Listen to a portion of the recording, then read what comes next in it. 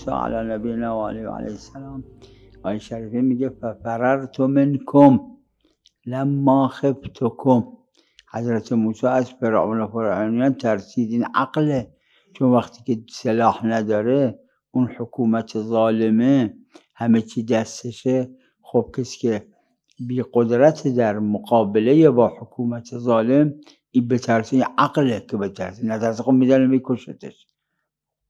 خفتکم، خوف لازم میگم روایت داره، اول بحار مرحوم علامه مجلسی این روایت ذکر کرده، جنود العقل و جنود الجهل. خوف از جنود عقل، جبن که بهش فارسی بزدلی، این از جنود جهل، جبن.